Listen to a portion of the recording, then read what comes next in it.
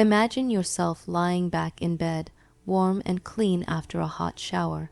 It's easy to take that simple comfort for granted, but not long ago, things were very different. Let's drift back in time to the Victorian era, a period when cleanliness was a luxury and basic hygiene was a daily challenge.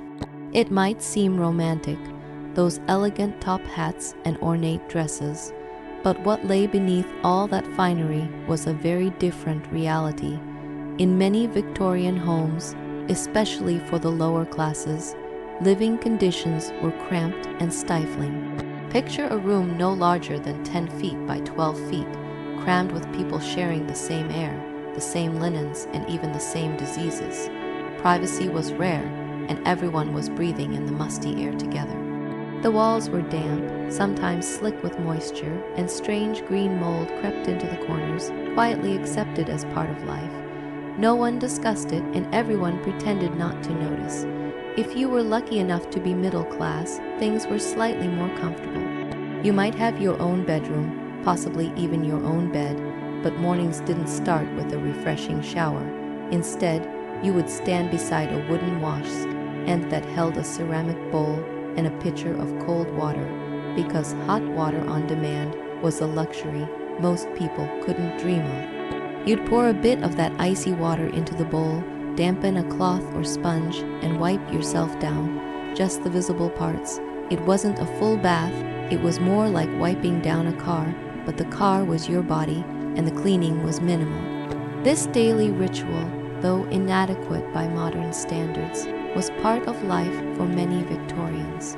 The wealthy, on the other hand, had a slightly easier time. Some had beautiful copper bathtubs, but even these were filled by hand, often by servants who hauled up buckets of hot water from a kitchen stove. Bathing was a planned event, not a daily routine, and sometimes people bathed only once a week or less. Dental hygiene was in an even worse state. Proper dentists weren't common, especially for the working class. Instead, you might visit your barber or even the local blacksmith. That same person who trimmed hair or shod horses might also be the one poking around in your mouth. There was no such thing as dental anesthesia, no proper tools. You just gritted your teeth, unless they were being pulled, and hoped it would be over quickly. Screaming was not uncommon. As you breathe deeply and let the images settle in your mind, you can't help but feel immense gratitude for your soft bed, clean water, and the hum of modern plumbing. Hair care in the Victorian era was another ordeal entirely. With no commercial shampoo available, people had to get creative. One common method involved using eggs. Women would literally crack eggs over their heads and work the yolk into their hair, hoping the natural oils would cleanse and nourish it. It was messy, smelly, and time-consuming. Wash day itself was an exhausting ritual. Doing laundry wasn't just about throwing clothes into a machine and pressing a button. It was an all-day process that involved heating water, scrubbing garments by hand, rinsing, wringing, and hanging them to dry. Because it took so long and required so much effort, many people only did laundry once a week, if that. Some went even longer. Clothes, especially the elaborate ones worn by the upper class, were worn repeatedly without washing. That elegant outfit you imagine from a Victorian ball, it might not have been laundered in weeks. Underwear was minimal, especially for the poor. In some cases, it wasn't worn at all. People relied heavily on outer garments to absorb dirt and sweat, and washing those garments was rare. Sanitation around bodily waste was also primitive. Chamber pots were the norm, ceramic containers tucked under the bed where people would relieve themselves at night. Someone, often a family member or servant, had the unpleasant task of emptying. Disposal methods varied. In urban settings, it wasn't uncommon to throw the contents of the pot right out the window, sometimes with a shouted warning, More civilized setups had shared privies or outhouses in the backyard. These were often nothing more than pits in the ground, sometimes shared by multiple households. The truly unlucky lived near open cesspools or overflowing ditches. There were night soil men, laborers who emptied chamber pots and cesspools, but their services were expensive and only available at night because the work was considered too vile for daytime. Where did all that waste go? Often straight into the Thames River, which also served as a water source for drinking and cooking. The belief at the time was that foul smells caused disease, a theory known as miasma. They didn't understand that it was the bacteria in contaminated water, not the odor itself, that made people sick. As a result, the solution wasn't to improve sanitation, but to mask the smell. Wealthy households spent fortunes on expensive perfumes, while the poor made do with strong, smelling herbs or even vinegar. The goal was to cover the stench, not eliminate its source. This flawed understanding meant that many Victorians lived surrounded by filth, with the tools to hide it, but not to solve it. Imagine breathing in perfume-laced air while human waste festered in open pits nearby. That was daily life. In the world of Victorian beauty, hygiene wasn't just about cleanliness. It was a complex dance between limited resources, cultural ideals, and imaginative, often questionable, solutions. Without access to modern skincare, cosmetics, or medical understanding, people relied on whatever they had, which often led to bizarre and sometimes dangerous routines. Take freckles, for example. They weren't seen as charming or desirable. Women would apply lemon juice to their faces in hopes of lightening them. It might sting, and it certainly didn't guarantee results, but the acidity was believed to bleach the skin. For dry skin, butter was commonly used as a moisturizer. Yes, literal butter applied straight to the face. It gave a greasy shine but temporarily relieved chapped or cracked skin. More extreme efforts involved raw meat-actual slices of beef placed over the face as a form of facial mask. Women would sleep like this, thinking it would preserve youthfulness and improve skin tone. Imagine falling asleep next to someone with slices of uncooked beef laid across their cheeks, believing this nightly ritual would hold off the signs of aging. The smell alone in these rooms, layered with sweat, unwashed linens, and raw meat, would have been staggering. These weren't isolated cases. Wealthy women had access to lead-based powders for whitening the skin, believing a pale complexion was the height of beauty. They would apply foundation mixed with poisonous metals day after day, slowly absorbing toxins into their skin. Lead poisoning was a slow, invisible enemy. It caused neurological issues, fatigue, even death, but it was part of the beauty standard. Lipsticks were often made with mercury or carmine dye, derived from crushed insects. Eye makeup contained antimony, a compound that could blind or permanently damage the eyes. None of this was regulated. There were no safety tests, no ingredient labels. If a product made you look beautiful, even temporarily, it was worth the risk. Men weren't exempt from risky grooming either. They shaved with straight razors that were essentially open blades. A small slip of the hand could cut the throat or leave scars. Most men didn't own personal razors. They went to barbershops where they shared shaving tools with dozens of others.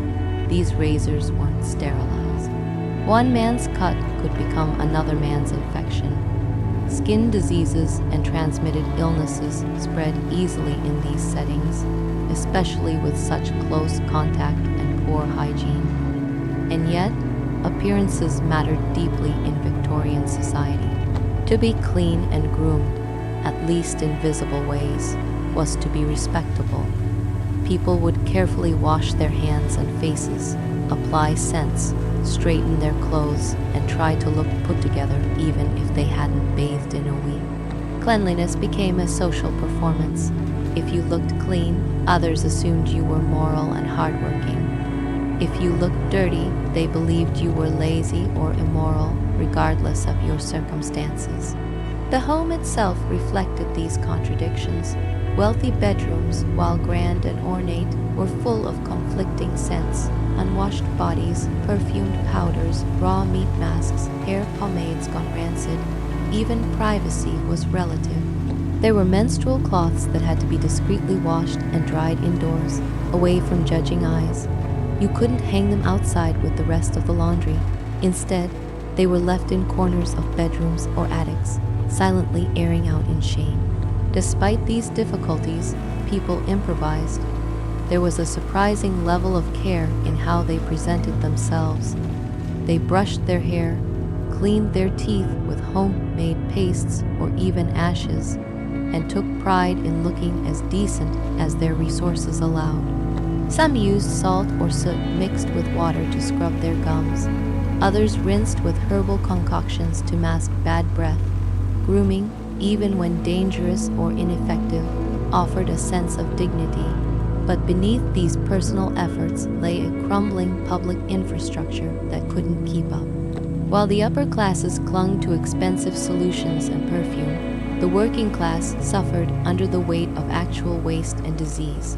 In homes where water was scarce and hot water was a luxury, filth accumulated. Even the newly introduced water closets of early toilets for the wealthy were often connected to indoor cesspools.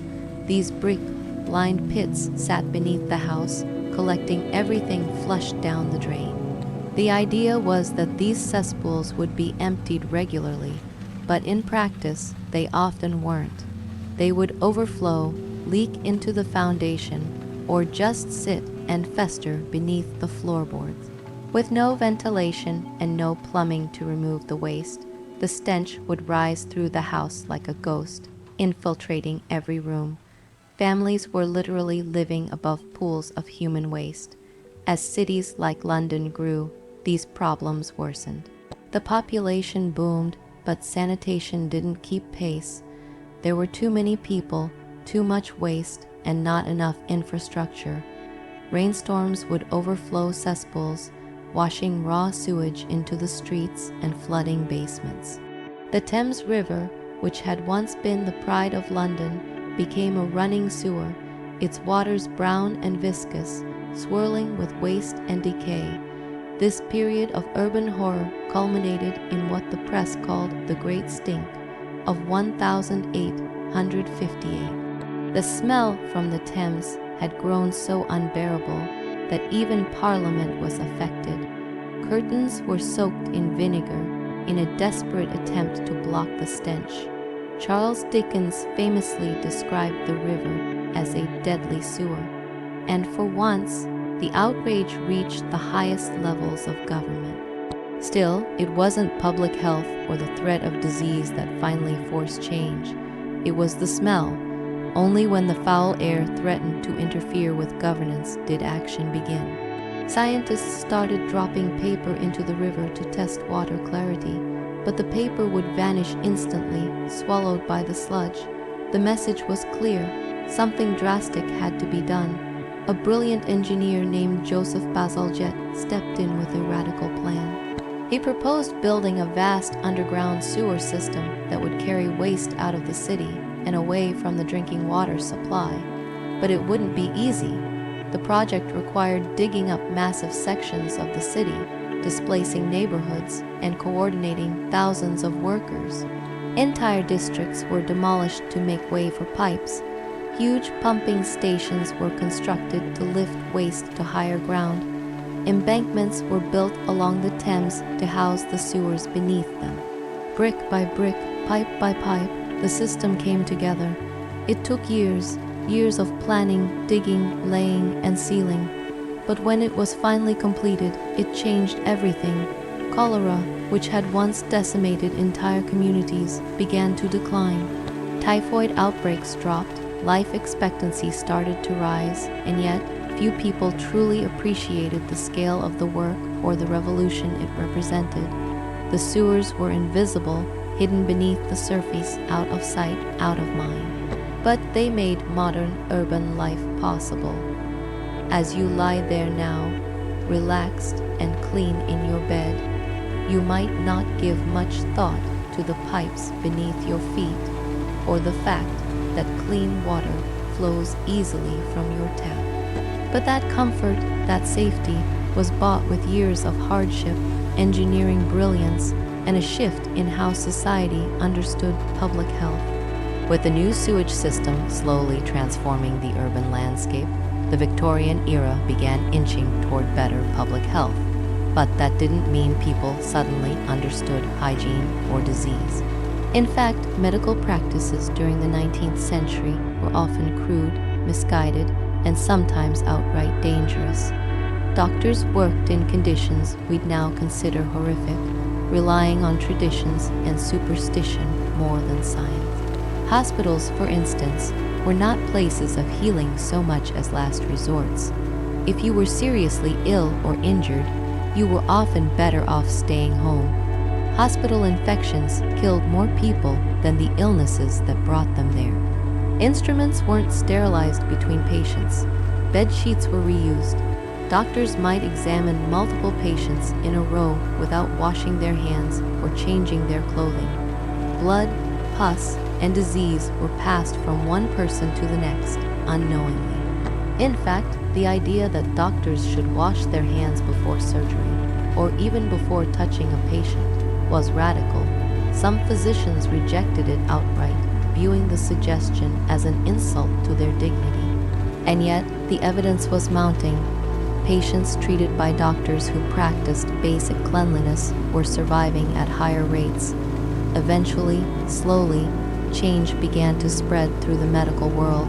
Still, many treatments remained rooted in guesswork. Common illnesses were blamed on things like imbalanced humors or excess blood. One of the most common cures, bloodletting. Doctors believed that draining a patient's blood could relieve everything from fevers to headaches. They would use leeches, scalpels, or special knives to draw blood, leaving the patient weaker and often in greater danger than before. For many, the cure was worse than the disease. Pain relief was another area filled with contradiction. The Victorians had access to opium, and they used it liberally. It came in various forms, tinctures, powders, pills, and was prescribed for everything from coughs and cramps to depression and diarrhea. Mothers gave it to infants to help them sleep. Doctors prescribed it for grief. People used it recreationally and medicinally, often blurring the line between treatment and addiction. One of the most popular opium-based medicines was laudanum, a tincture of opium mixed with alcohol. It was cheap, readily available at any pharmacy, and alarmingly addictive. You didn't need a prescription. You just walked in and bought it over the counter. Entire households relied on it. A mother might take a dose for anxiety, a father for back pain, and a child for teething. Addiction swept through every class, from the destitute to the upper crust. But even as these substances numbed pain and brought fleeting relief, they created dependency. Victorian England had a massive drug problem, and society didn't fully understand it. Opium was a daily part of life for many, even as it slowly destroyed their bodies and minds. Meanwhile, the basics of hygiene were only just beginning to be understood. Doctors started advising patients to wash their hands before meals. People were told to keep wounds clean, to cover them, to avoid sharing utensils or linens. These ideas seem obvious today, but back then, they were revolutionary. It wasn't common sense, it was new science. Hospitals began to implement sanitation practices, like washing surgical instruments and isolating contagious patients. The results were immediate. mortality rates dropped, patients survived surgeries. Cleanliness saved lives. In parallel, public understanding of disease was also shifting. The work of figures like Dr. John Snow helped cement the idea that contaminated water was responsible for deadly outbreaks, especially cholera. Snow's investigation into a particularly deadly outbreak in London led him to a single water pump. When authorities removed the handle from that pump, the deaths dropped dramatically. It was the first real proof that clean water could prevent disease. But the implications were broader. If water could carry disease, then everything people touched, drank, or breathed needed to be considered.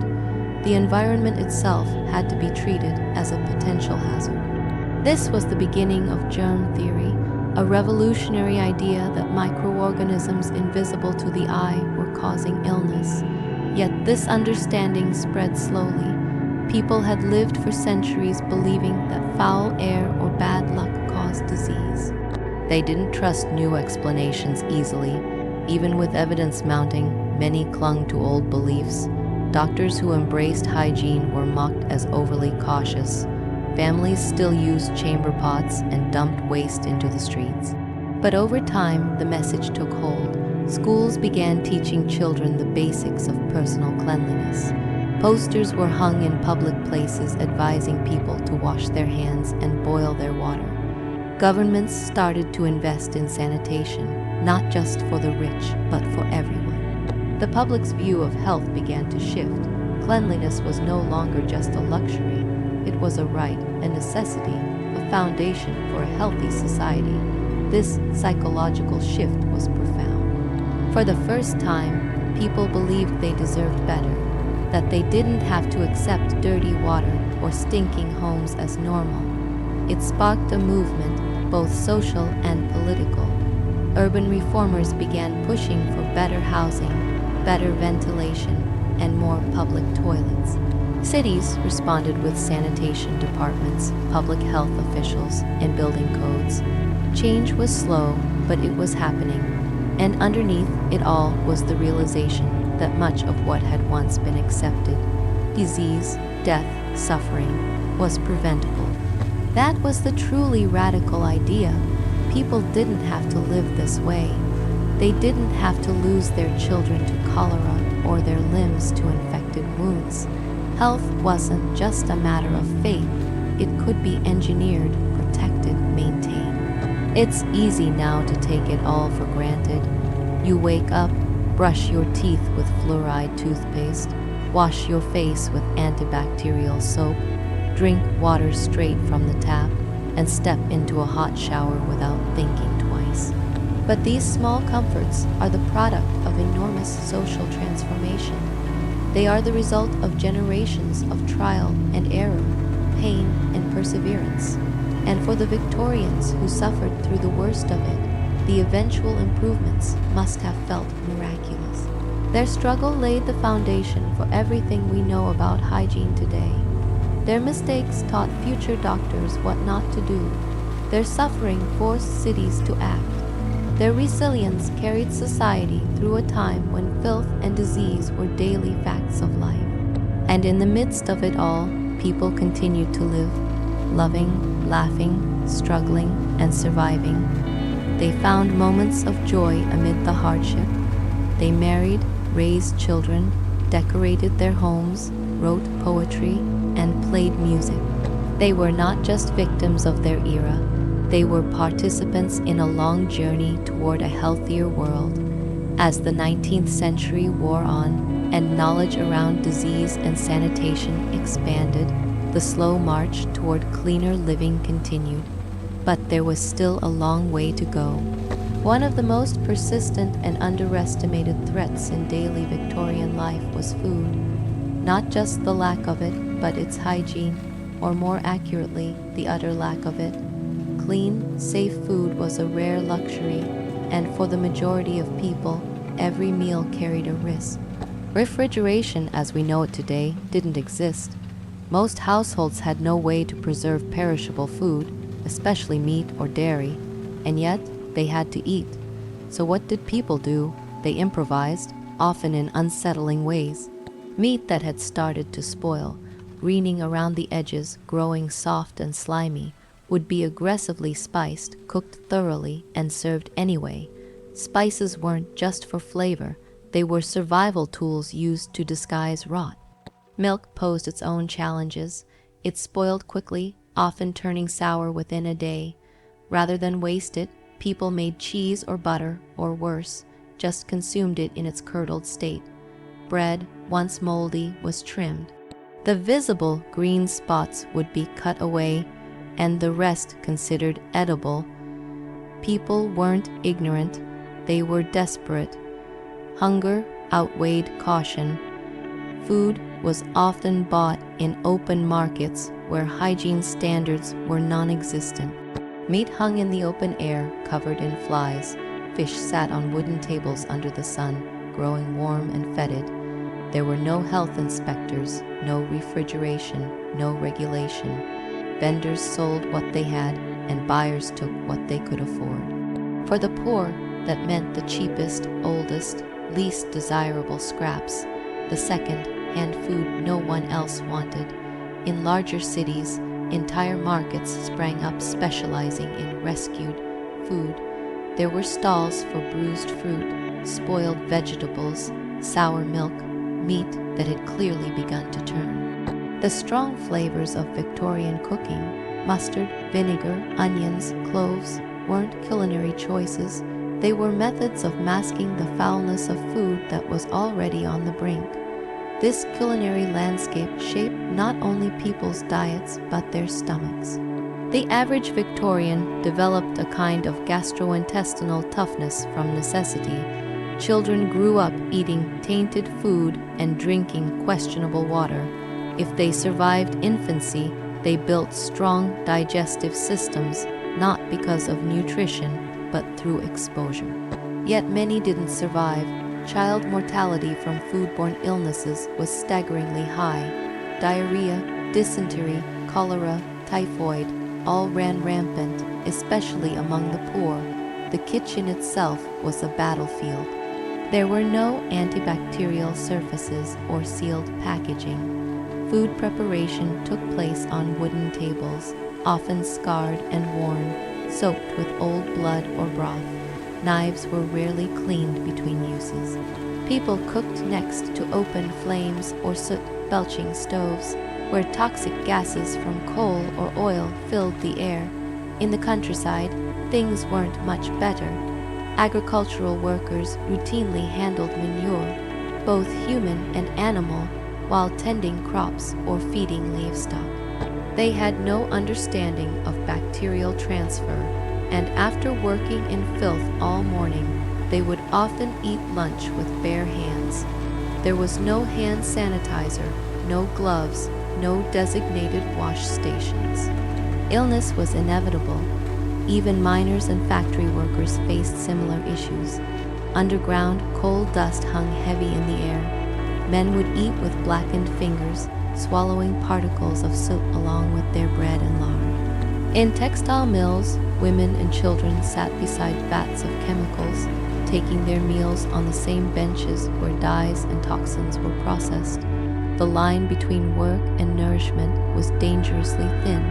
Restaurants and food vendors offered no safer option. There were no kitchen inspections, no temperature requirements, and no rules about hygiene.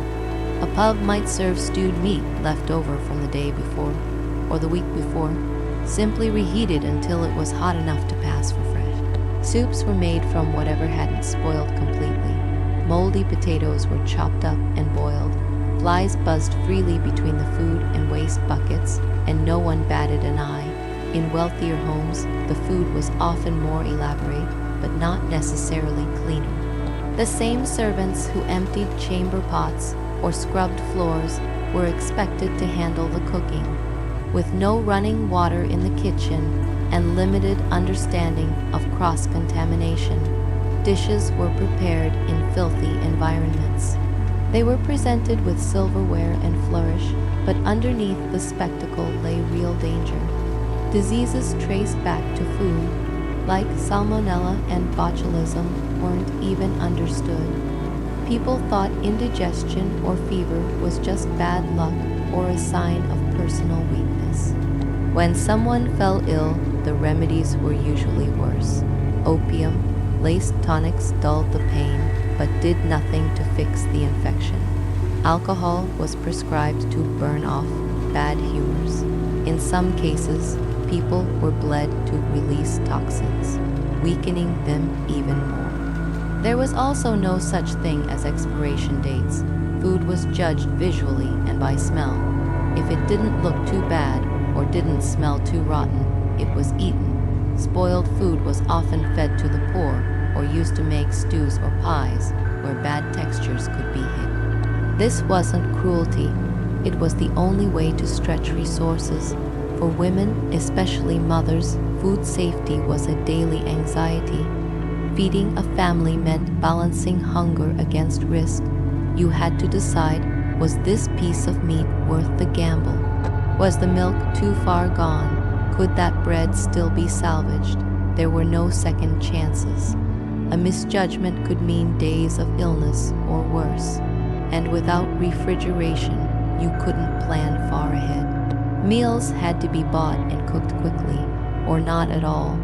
One of the darkest aspects of Victorian food hygiene was its effect on children. Their bodies weren't strong enough to survive repeated exposure to bacteria. A baby could die from a bad bottle. A toddler might drink water laced with fecal matter from a nearby drain. There were stories of entire families falling ill after a shared meal, and of neighborhoods struck by waves of sickness because of a tainted milk supply. This constant threat shaped behavior. People became cautious, sniffing every bottle, tasting every stew before feeding it to their children, checking bread in the light for mold. But even the most careful families couldn't escape the systemic dangers. The environment itself was toxic. Despite all of this, there was no government oversight. Vendors weren't required to meet standards. Butchers could sell rotting meat. Dairies could water down milk or add chalk to it for color. Bakers used alum, a toxic whitening agent, to make cheap flour appear high quality. Food adulteration was rampant, and almost no one was held accountable. Over time, as public health reformers raised their voices, some of these practices were exposed. Scandals broke out in newspapers. Campaigns were launched to push for basic food laws, but real change was slow. Most people still bought food based on what they could afford, not what was safest. For the poor, eating spoiled food wasn't a choice, it was survival. This era of unsafe consumption not only fueled reform, but shaped the Victorian relationship with food. Strong smells, rich flavors, heavily spiced stews, all became part of the culinary identity because they were necessary. They covered up what couldn't be fixed, and when clean, fresh food finally became available in later decades, it changed how people thought about eating itself. To live through this time was to be perpetually vigilant, always skeptical of what was on your plate. It was to know hunger intimately and to understand that every bite carried a risk. And yet, people persevered. They found joy in shared meals, in home cooking, in holiday feasts. They did the best they could, despite the danger. Even as public health slowly improved through plumbing, sanitation, and medical reform, there remained one deeply personal space that lagged behind in both understanding and care: personal grooming and cosmetic hygiene. For the Victorians, especially women, appearance was critical. Cleanliness and beauty were tied closely to morality, class, and femininity. But ironically, the methods used to maintain those standards were often dangerous, unscientific, and harmful. Let's begin with skin care. The Victorians prized pale, clear complexions, which symbolized delicacy and high status. Tan skin suggested labor and poverty, but achieving porcelain skin in a soot-choked, coal-burning world wasn't easy. Women often relied on homemade concoctions to cleanse their skin. These were usually made from vinegar, lemon juice, milk, or rose water. but some included more alarming ingredients like mercury and lead. Yes, lead. White lead was a common ingredient in face creams and powders because it lightened the skin and gave a smooth appearance. Over time, however, it caused fatigue, skin damage, tremors, and even death. Mercury was used in spot treatments to fade freckles and blemishes. The irony was brutal. Women trying to appear healthier and more beautiful were slowly poisoning themselves. Despite that, daily bathing wasn't considered necessary. Most women didn't bathe their whole body regularly, especially not with soap. Instead, they washed the visible parts, the hands, face, and sometimes arms, with a damp cloth and scented water. They powdered their bodies to mask odors. Full body bathing was still viewed as risky for many women, particularly during menstruation or pregnancy, when people believed that exposure to water could unbalance the body. Hair care was another trial. Victorian women prided themselves on long, thick hair, which they rarely cut, but with limited access to clean water and few real shampoos, keeping that hair healthy was difficult. Most people only washed their hair once every couple of weeks or even monthly. Instead, they brushed it daily, sometimes for up to 100 strokes, with natural bristle brushes to remove dirt and distribute oils. Hair oils and pomades were common, but often made from rancid animal fat or petroleum derivatives. Wigs and hairpieces were widely used, especially among upper-class women who wanted to create elaborate styles. These extensions were made from real human hair, often collected from the poor or even corpses. Yes, it was a booming industry. Locks were sold by weight, sorted, boiled, and sold for high fashion. They weren't always cleaned well, and lice infestations were common. Men didn't escape the grooming nightmare either. Beards were fashionable throughout much of the Victorian era, but keeping them clean was a struggle. There were beard oils made from animal fat or lanolin, often scented with cedarwood or clove. Some were rancid by the time they were used. Shaving was done with straight razors, and without antiseptics, cuts could easily become infected. Barbers would reuse razors, towels, and brushes without sterilizing them, perfect conditions for spreading disease. Teeth, meanwhile, were a disaster for most people. Brushing your teeth was not a daily habit. Toothpaste was not yet mass-produced, and toothbrushes were expensive. Many people used makeshift cleaning tools, charcoal powder, salt, or even crushed brick. If they had a brush, it was often shared among family members and made from boar bristles that weren't cleaned. Toothaches were common, and the solution was usually extraction. There were no painkillers, no numbing gels. You went to the barber surgeon, and he yanked the tooth out with metal pliers. Because sugar consumption increased dramatically during the Victorian era, especially with the popularity of tea and sweets, dental problems exploded. Blackened teeth, abscesses, and rotting gums were widespread even among the rich. False teeth became a booming business.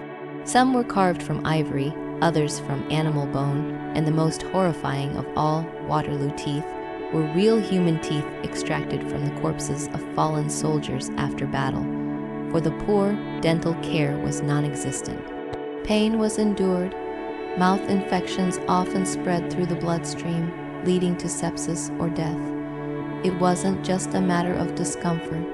It was a genuine health risk, rooted in poverty and a lack of awareness about bacteria and hygiene. Nails, both hand and foot, were another area where Victorian standards clashed with practical hygiene. Fingernails were expected to be clean and trimmed, especially among women, but nail tools were basic. Scissors, or small knives, were used to cut nails, often shared among family members. Fungal infections were common. Pedicures weren't routine, and people wore tight, fitting boots that rubbed sores into their feet. Without regular washing, foot odor and infections became normal. Perfume covered up much of this. Victorians were obsessed with scent, not just for luxury, but for masking the pervasive smell of unwashed bodies. Perfume bottles lined vanities, carried in purses, and dabbed behind ears and underarms. Scented handkerchiefs were common, held over the nose in public areas to block out street stench. Perfume ingredients ranged from floral oils to animal glands, and they weren't regulated. Some were toxic, others simply overpowering. Makeup was tricky territory. Heavy makeup was associated with actresses or prostitutes, deemed immoral. Respectable women were expected to appear naturally beautiful, which created pressure to subtly enhance their looks without appearing artificial. This led to the rise of skin tonics, rouge tints made from crushed berries or carmine, and lip stains made from beet juice or vinegar. Many of these concoctions were applied in private, hidden from view even husbands. The social rules around grooming were strict, especially for women, and violating them could damage one's reputation. Even deodorants were largely absent. Some people applied powders made from starch or baking soda to their underarms, while others simply carried extra clothing to change throughout the day. Sweat was expected. Stains were hidden with dark fabrics or layers. Some people even sewed absorbent pads into the underarms of their dresses and jackets to soak up perspiration. Pubic grooming, too, was dictated more by practicality than preference.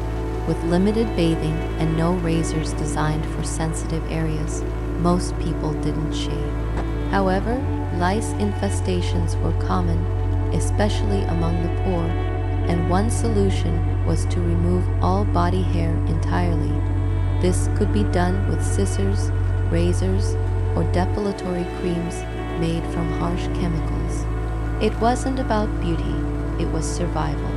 Public baths became more common in the mid to late Victorian era as governments realized the link between cleanliness and health. These baths weren't luxurious spas. They were often cramped, grimy buildings with long waits and limited access. But they offered hot water, soap, and a chance to feel human again. Some cities charged a small fee, while others offered free days for the poor. Lines stretched down blocks, especially in winter, as people sought relief from the filth and cold. Despite all these shortcomings, the Victorian obsession with cleanliness was real. It was just that their idea of cleanliness differed drastically from ours. It wasn't about killing germs or removing bacteria. They didn't fully understand that yet. It was about managing appearances and masking reality. You might reek of sweat, but if your hair was neatly pinned and your dress free of stains, you were considered clean. This dissonance defined much of Victorian grooming. It wasn't about actual hygiene, it was about the illusion of purity, and in a world full of filth, disease, and decay, that illusion became a survival strategy. People needed to believe they were maintaining control, that order was possible, even if just for a moment. As the 19th century drew to a close, the sheer filth and dysfunction that had defined daily life for generations finally began to crack under the weight of reform. Change was slow, agonizingly so, but it had begun. For decades, the Victorian world had lived in a toxic stew of soot, rot, waste, and disease. Now, a new era was pushing back against it, not through revolution, but through science, education, and public pressure. A crucial turning point was the growing realization that dirt and disease were linked. Germ theory, once mocked, had gained traction. Scientists like Louis Pasteur and Robert Koch had demonstrated that microscopic organisms could spread illness. The old belief in miasmas, that bad smells caused disease, wasn't entirely dead, but it was now competing with real medical evidence. With this shift in thinking came a new wave of action. Governments finally started to invest in infrastructure. London and other cities expanded their sewer systems, moving human waste away from drinking water. Clean water pipelines were introduced, though often only in wealthier districts at first. The health of the poor was still an afterthought, but it was no longer being completely ignored. The link between public health and national stability became harder to deny. Disease didn't stay in slums. It spread to factories, to homes, to the military. Hospitals, once filthy places of death, began to improve. Florence Nightingale had shown the world that cleanliness could save lives. Nurses were trained not just in patient care, but in hygiene. Bed linens were washed, surgical tools were boiled, wards were aired out. For the first time, hospitals tried to protect patients from infection rather than simply wait for them to die. Medical science began to focus on prevention, not just treatment. Vaccines were introduced, though with some resistance. Smallpox vaccination, for example, became more widespread and eventually mandatory in some areas. Disinfection became part of everyday practice in some homes and workplaces. Soap was no longer a luxury. It became a basic necessity. Education played a massive role in this transformation. Health pamphlets were distributed to the public, advising people to boil their water, clean their homes, and wash their hands. Schools began to teach basic hygiene. Employers started to notice that cleaner workers got sick less often. Slowly, the idea of a clean environment shifted from an eccentric preference to a public duty. Public toilets were installed in cities, albeit unevenly. Men's facilities were far more common than women's, due to social discomfort with acknowledging women's bodily needs. Still, the idea of offering a place to relieve oneself outside the home was a radical improvement. Sanitation inspectors were hired. Food safety laws were passed. They were basic and poorly enforced, but they existed. Factories began to face scrutiny. Chimneys were regulated, toxic emissions tracked, and labor conditions questioned. Industrial waste dumping wasn't banned, but it was noticed. As newspapers gained influence, exposes on food adulteration, housing squalor, and child labor forced lawmakers to respond. Even fashion began to change in ways that reflected new hygiene ideals. Dresses became less layered, slightly easier to wash. Materials were chosen for durability and cleanliness, not just elegance. Corsets didn't disappear, but they loosened. Men wore simpler suits that could be brushed and maintained. Lace and brocade faded, and cotton became king. Clothing hygiene improved not just with laundering techniques, but with changing styles. The domestic sphere evolved too. Middle-class homes began to include separate bathrooms. Indoor plumbing was still rare for the poor, but more common in new construction. Hot water systems, rudimentary though they were, allowed for real baths. Washstands were redesigned to include water jugs and basins that were easier to empty. The idea of washing regularly, not just on special occasions, bred as both a moral and medical necessity. And while servants still bore the brunt of the labor, they were now trained in modern hygiene practices. Maids boiled linens, scrubbed floors with disinfectants, and aired out rooms daily. Nursery hygiene was emphasized. Mothers were urged to sterilize bottles, wash their hands, and feed babies with fresh milk. Childhood illness rates began to drop, slowly but measurably. Even the air improved, though only slightly. Cities like London began to consider air quality in urban planning. Green spaces were protected or introduced as a way to give people a place to breathe. Parks weren't just for leisure. They were seen as lungs for the city. Hospitals and asylums were built in the countryside where the air was cleaner. Ventilation became a buzzword in architecture. Still, the gap between rich and poor remained massive. While the upper classes could afford filtered water, multiple outfits, and daily maid service, the poor continued to suffer from preventable diseases, hunger, and filth. But what had changed was the narrative. No longer could the elite pretend that poverty was just laziness or sin. Reports and photographs showed the rot, the rickets, the lice, covered children. Compassion wasn't universal, but awareness was. By the turn of the 20th century, a strange duality had emerged. On one hand, the Victorian world had modernized dramatically. Sewers ran underground, hospitals used antiseptics, schools taught children to brush their teeth. Women demanded clean childbirth. Workers organized for safer conditions. On the other hand, millions still lived in grime, without access to the improvements slowly transforming the cities. But it was enough to start the next era. The groundwork had been laid. The terrible suffering, disease, and death of early Victorian life had forced the world to face itself.